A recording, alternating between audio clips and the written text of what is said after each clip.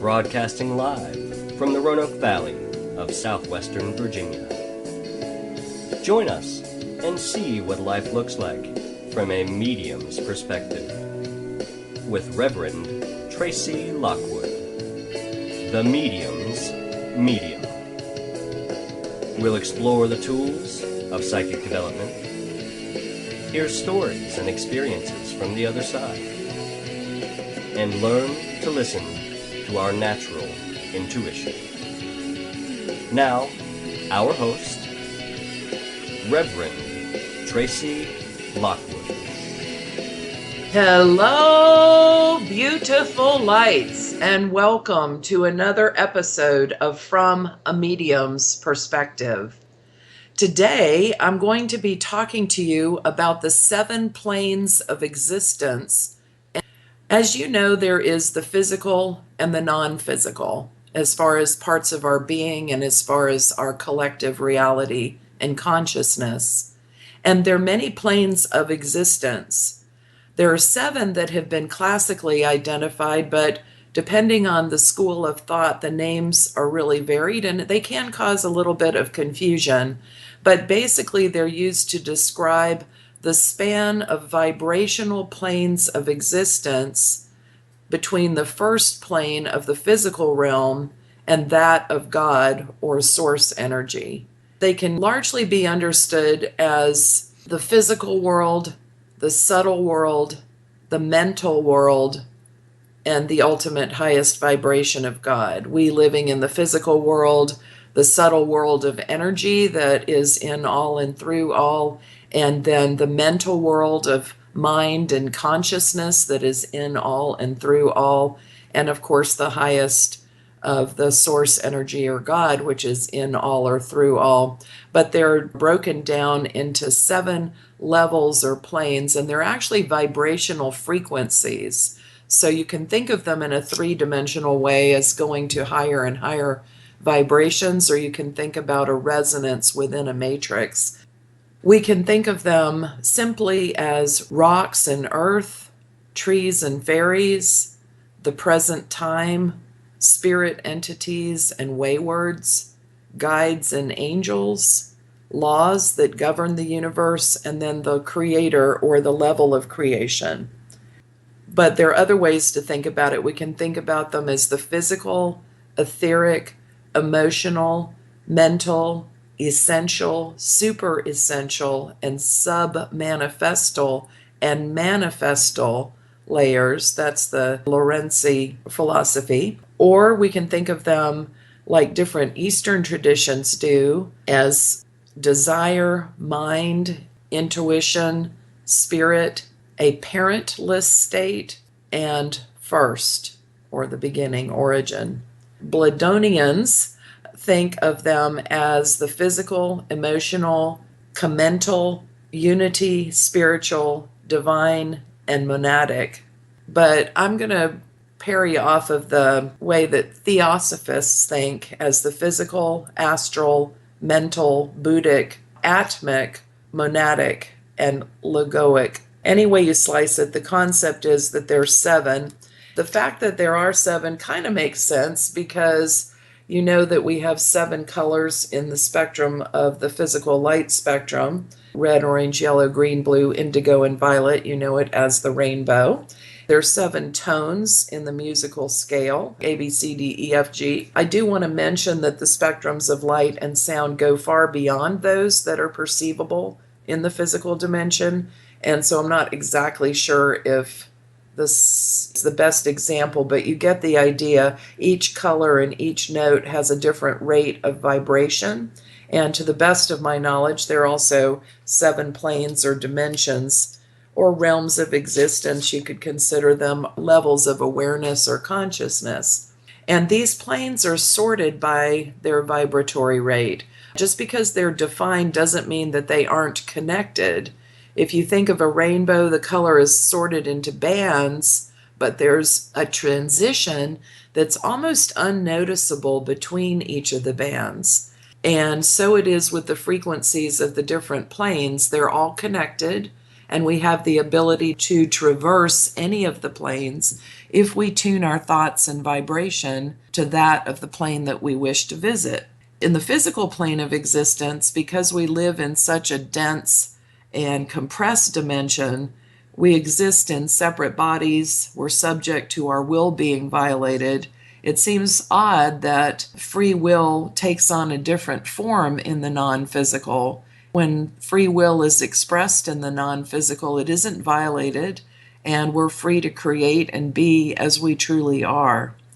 It's also sort of a rule in the non-physical that if you're in a higher plane, you can precipitate down to a lower one fairly easily. And if you're in a lower state of mind or being, by uplifting your thoughts, you can rise to a higher one. And because two disharmonic vibrations do not and cannot coexist, we naturally begin to sort ourselves. And because we're energy beings, more non-physical than physical, we sort ourselves into the vibrational bands of different planes, and there we stay until we choose to transform ourselves. Until a being is vibrationally transformed, there can't be a transfer to the next higher realm, and that's how we're sorted when we pass, by our state of mind and the vibrational pattern that we transmit. But we're not left to deal with that on our own. Be assured we have lots of help. We have help there, and we have help here in the physical plane from the subtle realm, from the unseen, non-physical realm. The slowest speed of vibration, of course, occurs in the physical plane, and the highest is on the Buddhaic, or some call it the monadic plane. There are other phrases for that, but it's one of perfect love, perfect light, and perfect sound. It's our source energy. Each of us is part of that source. From it we're manifested, and to it we return, where our energy becomes one again with source. There are different names of the planes because their existence has been discovered and pondered and discussed and meditated over from many different perspectives by many people throughout time. What I find particularly interesting is that each place of existence, each plane of existence, has its own particular characteristics. So the inhabitants of that plane abide by different laws of being. In other words, they do have different abilities than we do, but those abilities are natural to that level or that particular plane. What's normal on one plane can seem impossible in another, because the energy of each of the levels of the non-physical universe is less dense than our physical plane. Inhabitants from the non-physical planes have much more freedom in manipulating their energy. So a non-physical being can appear to have superhuman powers and abilities, but actually that being is operating within the laws of that plane of existence. And those abilities are perfectly natural within that plane. For example, materialization or dematerialization, or disappearing from one place and reappearing in another, or being able to be present and actually aware in more than one place simultaneously, is a normal occurrence for those within the non-physical planes. However, those abilities seem really strange or impossible to us here in the physical. We live in such a compressed, dense plane that being able to do something like that really does seem incomprehensible, at least without a highly focused state of mind and a tuning of our vibrational signature to one of the planes that surpasses that of the physical. So let me describe to you the planes.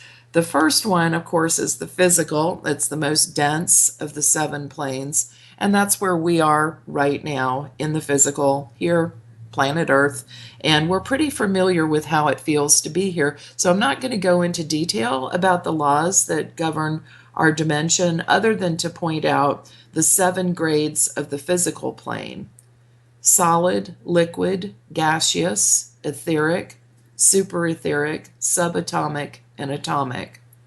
And those 7 phases could correlate to the 7 levels of our consciousness as well, or our state of being, or our process of manifestation. Some people consider it the process of creation. You can read about those levels in a book.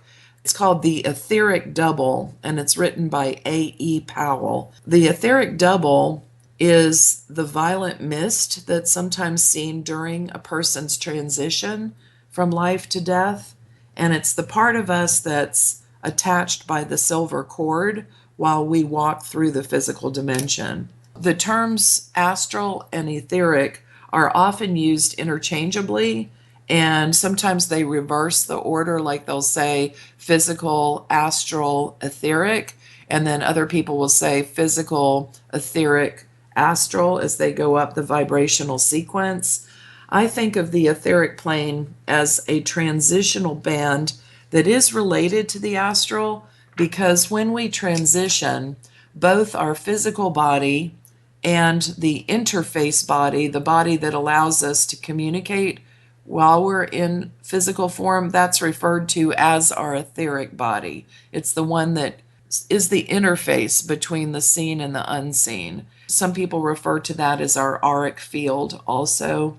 We could get into technical discussion about that and have in other episodes, but basically our physical body and etheric body are left behind at death for most people, and we'll talk about some circumstances where that doesn't. There is some dispute about those levels, the etheric or astral, whether the etheric is even a plane on its own. So we're going to start talking just briefly about the astral plane that follows the physical and continue on with the other levels going into higher vibration. The astral plane is also referred to as the emotional plane, and it's comprised of concrete emotional energy.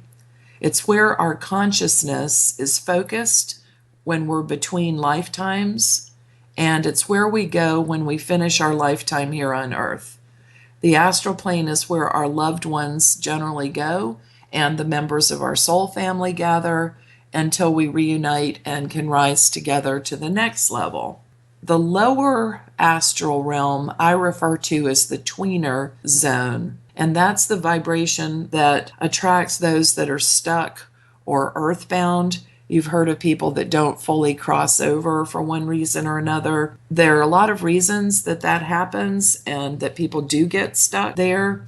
It's usually due to lower emotions, base emotions that they're experiencing, like fear or lust, anger or greed, and the fear overwhelming enough that they don't want to go forward to the light, basically. It can be fear of leaving people behind, people that they love behind. It could be fear of punishment if they're going to cross over, or fear that they're going to lose their ability to be or to be in touch with their consciousness. It can also be a lack of awareness that they have transitioned.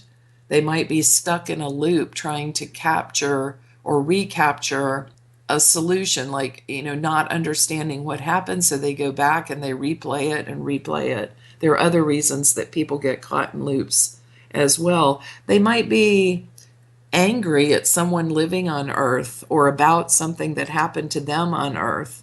They might be greedy and have a desire to hold on to a material possession or even person. They might be spiritually lazy, or they might have a depravity that leads them to want to pirate the physical energy of other people by attaching to a physical being rather than bothering to transform themselves into a higher vibrational being. There are lots of reasons, but the frequency keeps people in that sort of lower astral realm. The tweener zone is basically the transitional band between the physical and the lower astral. Just if you were looking at the rainbow, you might not notice. You'll see the colors, but you don't pay so much attention to the transitional bands that are there. The next level after the astral or emotional plane is the mental or causal plane. And that is of a concrete intellectual or mental energy. It's a plane of action and alchemy. It's the plane where the universal mind resonates, and the plane where religions are created to help us understand things that are larger than us, to understand the divine. Mind-to-mind communication is typical in the mental plane. C.W. Ledbetter wrote, "In the mental world, one formulates a thought, and it is instantly transmitted to the mind of another without any expression in the form of words." The term for it, of course, would be telepathy. And so in the mental plane, the causal plane is the other term for it. On that plane, language doesn't really matter in the least. I think of words as the language of the physical plane, and telepathy and empathy being the language of the non-physical planes. The mental or causal plane, same thing, causal or mental plane, is divided into 7 subplanes. Each level does have levels within it. And my understanding is that the Kabbalah and Jewish mystics considers there to be 12 levels within each of the 7 planes. But that's way beyond today's discussion. The mental plane is where abstract intellectual energy and truths are found. Very important for mediums to be able to come and go to that level on occasion. Well, there's also an interconnecting plane that joins each of the non-physical planes, and because it's most closely related to the mental plane, it isn't technically a layer, it's the Akashic plane. And that's where the distilled knowledge of the universe is recorded. You've probably heard of the Akashic records, right? Well, you can think of them as the spinal column or the neural system that runs through and between all of the non-physical planes, a sort of database that can be accessed to give the seeker knowledge of anything in the matrix. There are records that our recording angels write about us, and data is contributed without even losing the tiniest detail. All life records itself, and so the Akashic records on the Akashic plane that intersect all of the other non-physical planes is sort of a collective universal history. It's retained and described down to the minutiae. How many breaths have been taken? How many blades of grass are there? And within every cell of these blades of grass, how were those cells created, and how the atoms change within the cells of each blade of grass. It serves as a record that's generated from everything that happens in the universe just as it occurs. And this information is infinite and constantly added to. It contains the past and possibly the present and future, all of time and space. And it's thought that all matter and all energy has some type of built-in digital recording device storing its entire history in a sort of photographic code. That code serves as windows into the past, and I'd like to assert the present and the future too, because when you're outside of time, time can be viewed. The records show events, emotions, thoughts, and actions exactly as they were experienced or demonstrated. The data is stored in a raw form, and it doesn't become clarified, understood, or assimilated until a consciousness decides to inquire and look within. Isn't that interesting to think about, that all that information is just embedded in the matrix and concentrated in the Akashic plane, or that resonance, that vibration. And when we tap into it, we can learn anything about anything. It's just really amazing. This fantastic wealth of information is stored there on the Akashic plane. The next plane, we've gone physical, astral, mental. The next one is the Buddhic plane. It's the plane of creation. Its medium is pure or abstract kinetic energy. You've heard of kinetic stuff happening with poltergeists and stuff like that. That's not because poltergeists live in the Buddhic plane by any means whatsoever. It's a kinetic energy, like an active energy that activates things, like a catalyst. Wikipedia says that the Buddhic plane is that of the soul, and it's a hyperplane. It's also been considered the continuum or the universe. Can look at it separately, or you can look at it as interconnect. Buddhic plane is described as a realm of pure consciousness.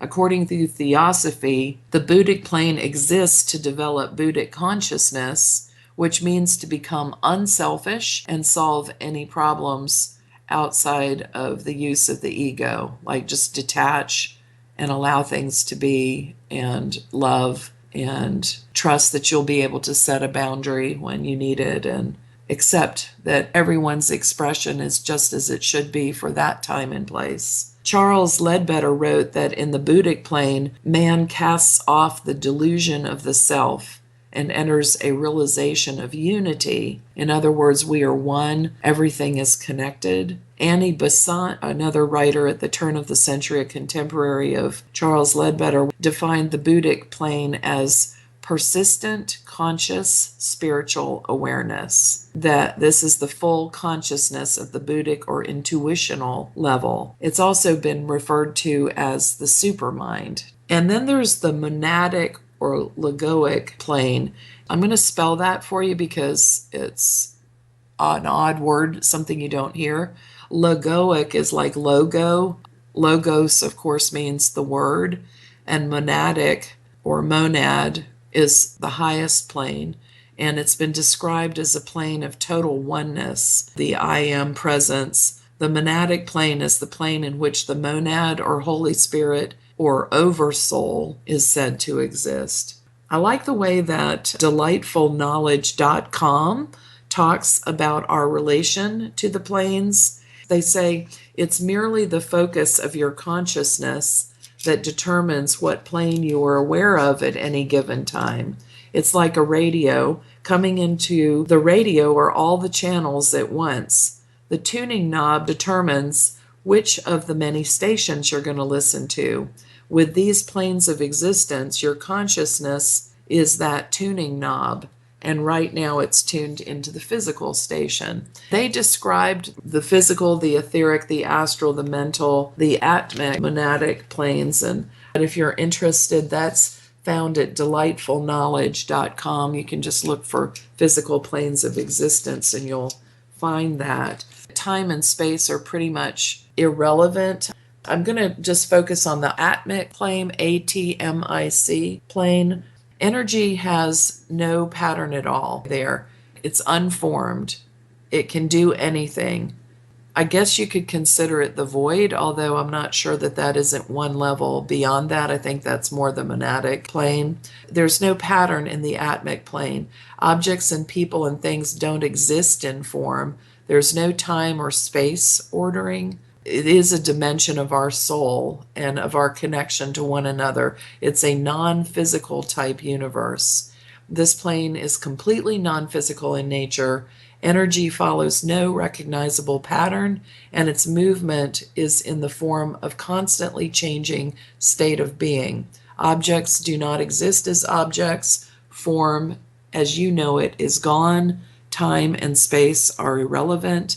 This plane is a dimension of consciousness.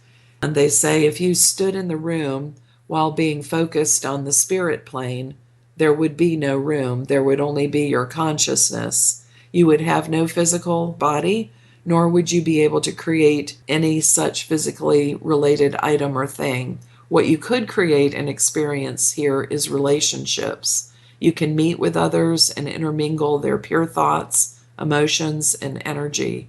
There are no needs for words or language here. In this place, everyone knows everyone else. In this dimension, your thoughts, emotions, and energy would possess a consciousness of their own, independent of you, yet part of you. Is the most alien to regular physical existence, and you are who you are because of who you are, not because of the constructions that surround you. If you would like to find me, you can find me at mediumtracylockwood.com or friend me on Facebook at Psychic Medium Tracey Lockwood. I will see you next week for a view of life from a medium's perspective. And remember, it's never inappropriate to be kind. and without integrity, you have nothing.